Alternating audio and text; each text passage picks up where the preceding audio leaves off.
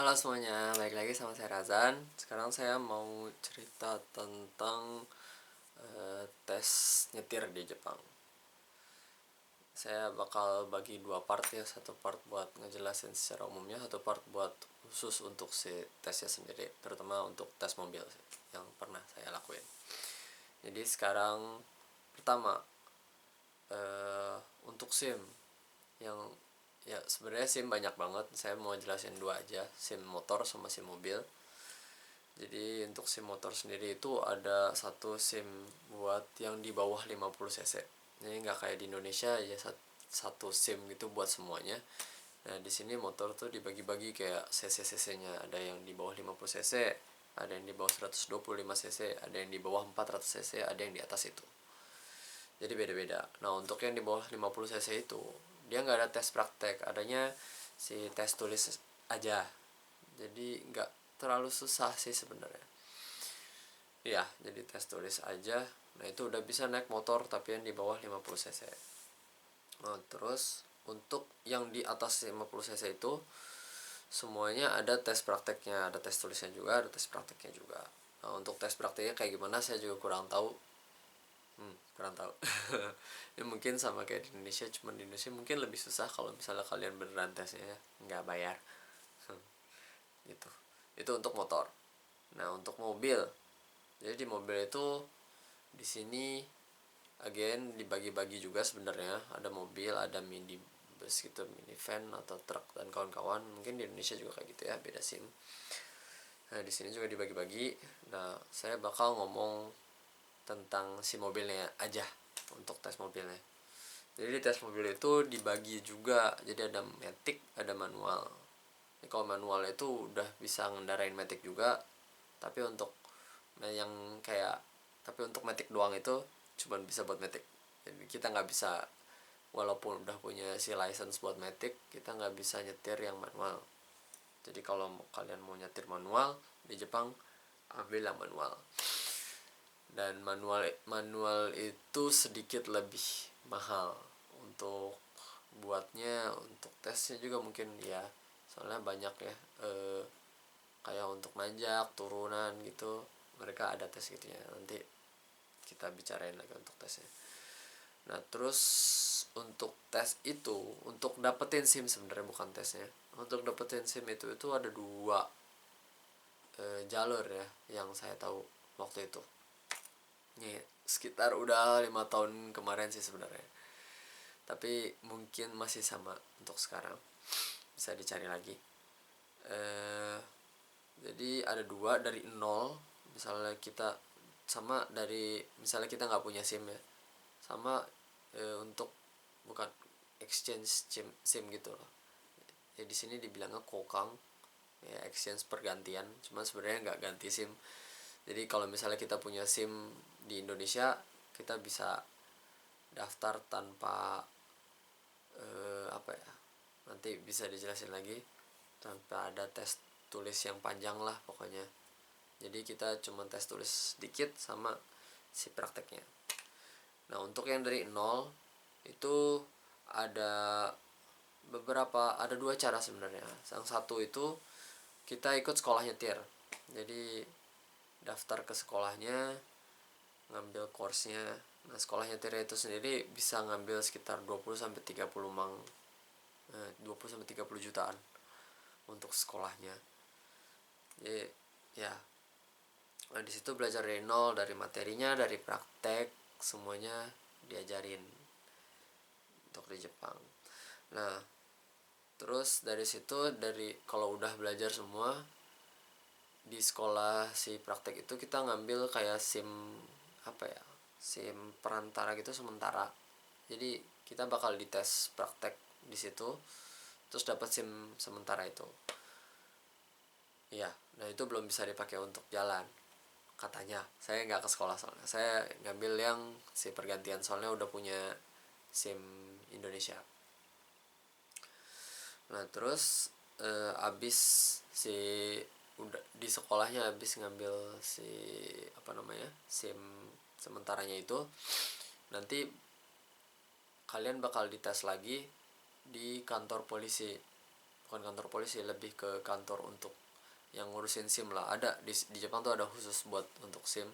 Jadi di situ ada course testnya, ada buat tes tulisnya juga, ada buat pergantian apa sih, update SIM-nya juga, perpanjangan SIM. Itu semuanya di situ jadi satu. Nah, si tes tulisnya itu sendiri ada 100 soal gitu, dan harus kayak bener lebih dari 90% gitu, dari 90 soal, 95 soal gitu. Pokoknya luar biasa lah, hampir deket 100% harus bener. Nah, itu tesnya itu sendiri apa ya, kayak cuman tesnya tuh benar atau salah aja sih sebenarnya. Jadi misalnya ada kalimat bla bla bla bla bla, si kalimat itu yang dijelasin di kalimat itu benar atau enggak, kayak gitu isinya. Nanti bakal saya jelasin lagi. Nah, terus kalau misalnya kita gagal si tesnya itu, si tes tulisnya, kita bisa nyoba lagi, bisa nyoba terus lagi. Tapi tiap nyoba itu bayar berapa gitu ada. Jadi setiap nyoba bayar.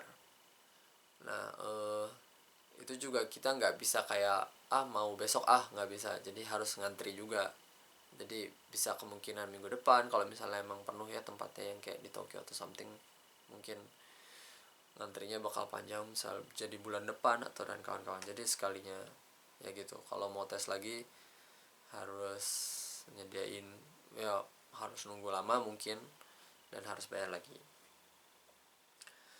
Nah, terus untuk course-nya sih, kalau misalnya mau ke sekolah, tes itu ada banyak pilihannya katanya. Itu juga tergantung untuk sekolah, buat nyetirnya. Nah, itu ada yang kayak seminggu doang gitu kalau nggak salah. Ada yang seminggu doang, yang kilat, pokoknya ada yang kilat. Ada yang kayak ngambil Sabtu Minggu, terutama untuk yang udah kerja ya. Kita kan nggak, kita misalnya si weekdays itu apa namanya kerja, nah cuman punya weekend gitu. Ada yang course kayak gitu juga. Itu macam-macam, jadi bisa dicek di sekolahnya masing-masing. Nah, terus ini untuk yang kalau dari nol, dan kalau misalnya ke pergi ke sekolah. Nah, bisa juga kalian nggak pergi ke sekolah, dari nol juga, cuman nggak harus ke sekolah. Nah, kalian bisa langsung ngambil tesnya sebenarnya. Jadi ngambil tes tulis dan ngambil tes praktek. Untuk tes praktek yang sekolah, kalau kalian pergi ke sekolah dan udah dapet SIM sementara itu, misalnya udah dan lolos tes yang 100 soal itu, kalian udah bisa dapet SIM. Jadi yang saya tahu tuh, kalian nggak harus tes praktek lagi di tempat tes itu. Soalnya udah di di Hosho tuh udah di Hosho sama Hosho tuh pokoknya udah dijamin. Nah, udah dijamin sama si sekolah, biasanya udah sama sekolah nyetirnya, jadi nggak perlu tes praktek lagi. Nah, terus cara yang selanjutnya itu langsung tes. Jadi kalian bisa langsung ambil tesnya, tes 100 itu. Terus kalau udah lolos tes 100-nya itu, kalian tes praktek. Nah, gimana sih belajarnya? Sebenarnya bisa banyak cara belajarnya, ada bukunya juga, kalian bisa belajar di online-nya, bisa ngelihat soal-soal sebelumnya, bisa belajar dari situ juga bisa. Sebenarnya nggak mungkin juga, soalnya untuk orang Indonesia ya, kita nyetirnya bagiannya nyetirnya di sisi yang sama, soalnya sama si Jepang. Jadi nggak terlalu jauh berbeda untuk hal logikanya. Cuman ada beberapa ya, ada rule yang emang harus diingat sih, kayak, dan si tanda-tandanya, untuk tanda-tanda lalu lintasnya juga kan beda dari Indonesia. Tapi ya bisa dipikir pakai logika lah, nggak harus kayak hafal semuanya, tapi ya gitulah. Untuk tes tulisnya kayak gitu. Jadi iya, itu untuk tes tulisnya. Dan bentar ya, saya cek dulu. Nah, untuk tes tulisnya mau ngasih tahu aja, eh, tadi saya bilang nggak harus apa-apa banget, cuman kayak kalian harus bener-bener detail. Misalnya kalau misalnya apa ya, eh, kalau misalnya ada tanda kayak gini harus berhenti selama 5 detik, misalnya sentence kayak gitu. Nah itu benar atau salah. Misalnya kalian jawab eh, benar gitu, sebenarnya untuk harus berhentinya benar, cuman yang bedanya cuman kayak 5 detik, harusnya 3 detik doang gitu. Dan kawan-kawan kayak detail-detail yang harus diinget gitu suka ngeselin gitu, kayak tes jebakan gak jelas gitulah. Untuk saya itu kurang apa ya, make sense gitulah. Jadi harus hati-hati untuk tes tulisnya. Nah, terus untuk oh ya, untuk mau daftar tesnya itu sendiri, misalnya maaf ya, itu bukan tes. Oke, lanjut kok. Misalnya yang ini udah selesai ngomongin tes, udah selesai yang dari nol. Nah sekarang kita lanjut ke yang untuk exchange.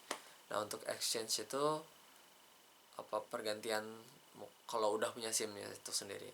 Nah untuk exchange-nya itu kita lebih, bukan lebih, kita butuh kayak berkas-berkas sebenarnya dari Indonesia.